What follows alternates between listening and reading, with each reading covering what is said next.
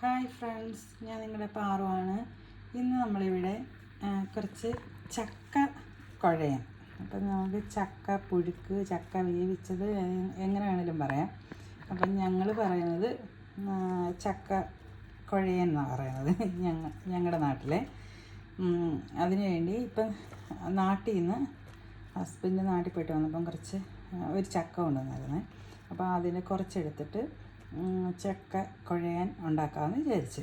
അപ്പോൾ അതിനായിട്ട് ഇവിടെ കുറച്ച് ചക്കയെല്ലാം അരിഞ്ഞ് വെച്ചിട്ടുണ്ട്.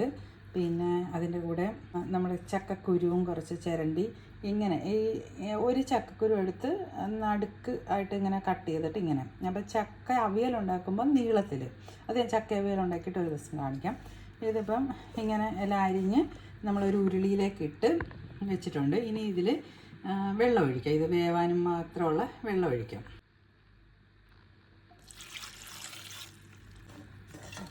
കുറച്ച് വെള്ളം ഒഴിച്ച് കൊടുത്തിട്ടുണ്ട്.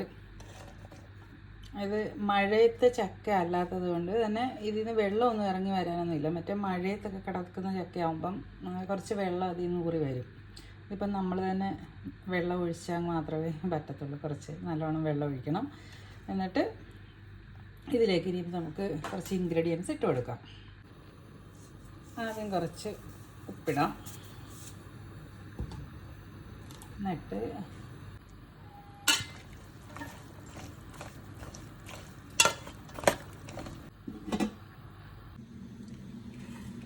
ചക്കക്കുഴയിന് വേണ്ട അരപ്പിന് വേണ്ട സാധനങ്ങളിവിടെ എടുത്ത് വെച്ചിട്ടുണ്ട്.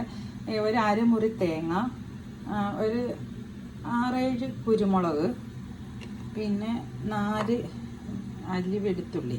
ഇത്രയും നമുക്ക് നന്നായിട്ട് ഒന്ന് അരച്ച് അതിന് വേണ്ട അരപ്പെന്ന് വെച്ചാൽ അങ്ങ് ഫൈൻ പേസ്റ്റായിട്ടല്ല, നമ്മളൊന്ന് ചതച്ച് വരുന്നില്ല. അതായത് ഒരു അവിയൽ പരുവത്തിൽ ഒന്ന് അരച്ചിട്ട് നമുക്ക് അത് വെന്ത് കഴിയുമ്പോൾ അതിലേക്ക് ഇട്ടിട്ട് കുഴച്ചെടുക്കാം.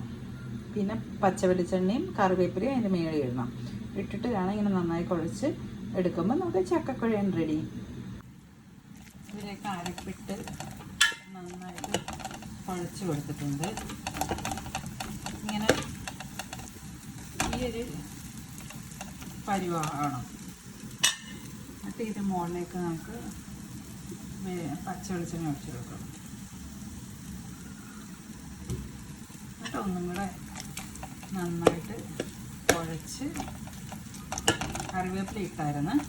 ഇട്ട് കഴിയുമ്പോഴത്തേക്ക് നമ്മൾ ചക്കക്കുഴയൻ റെഡിയാവും.